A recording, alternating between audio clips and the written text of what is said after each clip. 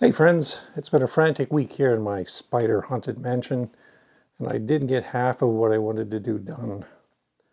I'm late getting my Evo Devo series launched. The first episode is written, it's just not recorded yet.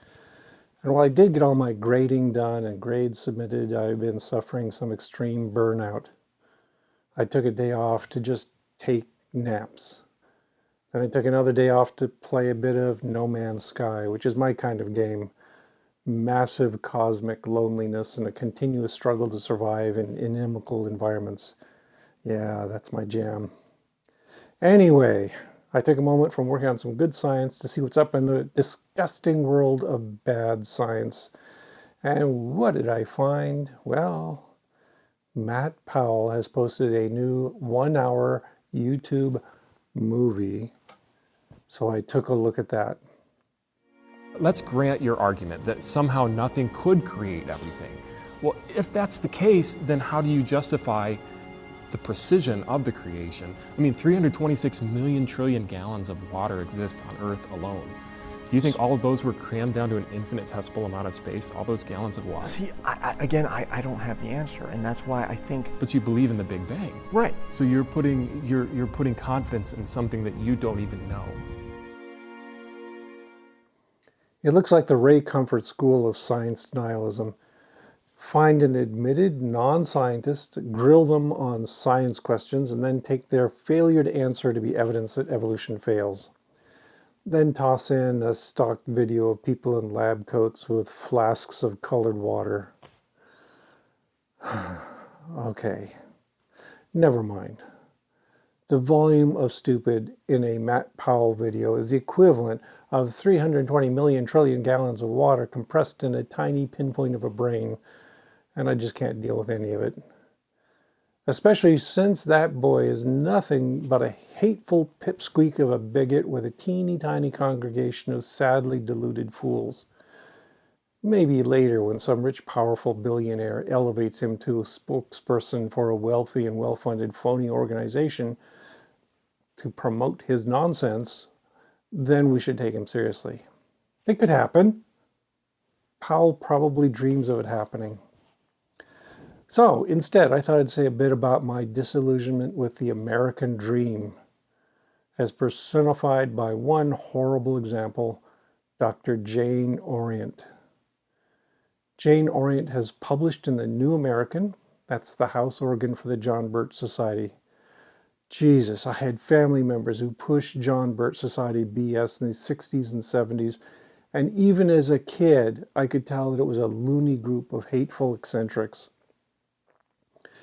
Orient is a member of the Foundation for Economic Education, a libertarian think tank with connections to the Koch brothers that promotes homeschooling and anthropogenic climate change denial. She's a faculty member of the Oregon Institute of Science and Medicine, that very fringy research institute best known for circulating the Oregon Petition, which claimed that climate change is a myth. She is, most importantly, the executive director of the Association of American Physicians and Surgeons, an organization for ultra-far-right conservative doctors. Oh boy, we are hitting the kook mother load here. This is a group that preaches HIV/AIDS denialism, is pro-tobacco and anti-vaccination, thinks vaccines cause autism and abortions cause breast cancer. It's anti-immigration, wants to end Medicare, Medicaid, and Social Security, and is vocally against masks to prevent the spread of disease. Oh, and they've published articles claiming that evolution is a conspiracy to kick God out of the schools. Name a terribly stupid fringe belief, and they probably promoted it. The one exception might be flat earth stuff, which just goes to show that flat eartherism is really the bottom of the barrel in the long catalog of nonsense out there. Okay, she's also the president of Doctors for Disaster Preparedness. That doesn't sound so bad, right? Like Doctors Without Borders, for instance? Nope. The DDP shares the same address with the AAPS and seems to be another front for Jane Orient. It started as a Cold War organization to supposedly deal with the potential catastrophe of nuclear war, but now it's the same thing as the AAPS. HIV/AIDS denialism, anti-vaccination, anti-climate change, etc., etc., etc. She's a fellow of the Heartland Institute, another organization that was pro-tobacco, loudly denying climate change, funded by billionaires in industry, etc., etc., etc.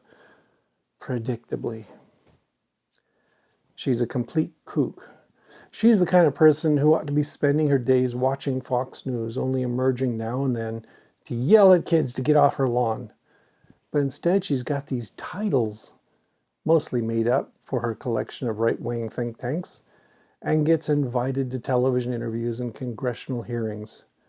She's got an undeserved prominence, and she's using it to push bad science and bad ideas. So, for instance, she was just recently invited to testify to Congress by Ron Johnson.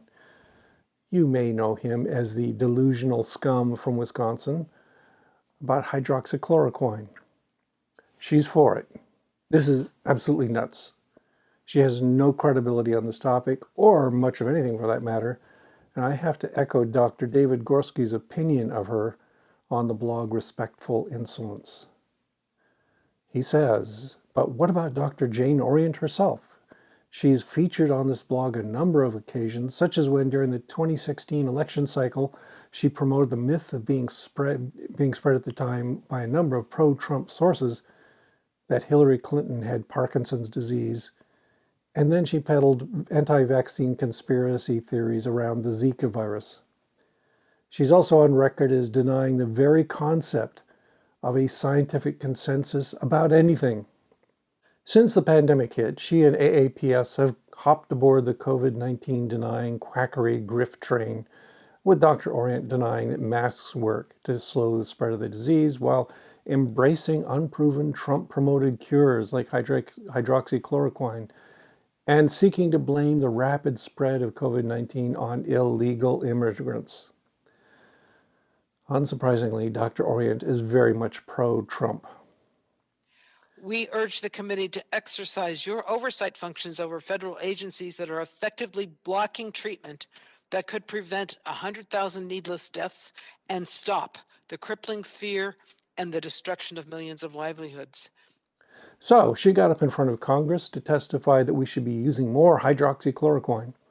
In December of 2020, it was horrific when Donald Trump first promoted it without good evidence backing it, and it's worse to do so now. To support her view, she has to dismiss randomized controlled trials, RCTs. Anecdotes in a pub were good enough for the smallpox vaccine, she says. They ought to be good enough for us. RCTs are useful for testing, but they're not for making discoveries, which are often serendipitous, like the use of ivermectin, for example, in nursing home patients with scabies. The smallpox vaccine was discovered because GPs were sharing observations, now we call them anecdotes, at the pub. They noticed that farmers who had had cowpox didn't seem to get smallpox. That's just bizarre. She usually claims that vaccines are dangerous. They cause autism, don't you know? But she's comparing them to hydroxychloroquine, which has known serious side effects, to encourage the use of a drug in the absence of an RCT. Further, she's dishonest. The preliminary observation may have been anecdotal, but the smallpox vaccine had to be tested, and that takes careful work. But wait, that's not all of Orient's bogosity. I forgot to mention that she's also strongly anti-choice. In another interview, she makes some disingenuous arguments against Planned Parenthood and anti-abortion rights. There is some amazing logical somersaults going on here. Basically, what is an abortion and what responsibility do women have? Should they be accountable if in the event that abortion were made illegal? Would they also be responsible for any penalties that would be imposed? So it appeared to be from my perspective, a trick question, because no matter how he answered it, he could be trapped one way or the other. Yeah, I think the question really should trap abortion advocates. I mean, what do they think about a woman? Is she a morally accountable, responsible, mature adult who's accountable for her decisions, or is she a helpless victim? And thus she couldn't possibly be punished even if she were responsible for any wrongdoing. So You realize what she's arguing for are criminal penalties against women who get abortions, right? The left apparently does not believe women are morally responsible adults if we don't punish them severely for getting an abortion. The right, I guess, are assuming women are morally responsible adults by denying them the right to control their own bodies. It's an inside-out world that Orient occupies, and she has to twist everything that much in order to justify an authoritarian control over women. And this is the big difference between Powell and Orient. They both hold utterly loony ideas. They're both irrational and fundamentally anti-science. But Orient has managed to manipulate the system and get big corporate backing and acquire some unfortunate political clout. This is what I mean by disillusionment. I was brought up with the American myth of a meritocracy, where all it took is hard work and you would be rewarded appropriately. That capitalism was the best way to let the best people rise to the top. But it isn't.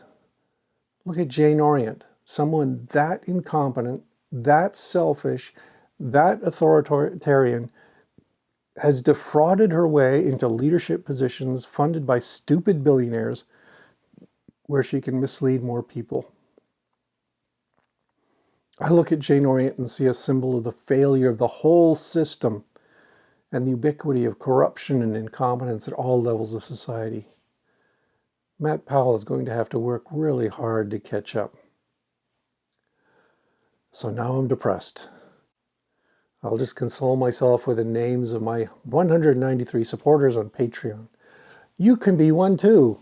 For as little as $1 a month, you can support me in my work, and you'll get your name posted at the end of all my videos too. If you can't do that, that's fine. Just click on the subscribe button down below. I'm only 10 away from 8,000 subscribers, which is amazing. You know how we all love those big round numbers with lots of zeros. I don't mind if you can't do that though. Just watch, click on the subscribe button. I'm trying to grow the channel and you can help contribute to that easily. Meanwhile, enjoy the first snowfall of December. Thin as it is, it's been kind of a disappointing winter so far. Okay, we'll talk to you all later.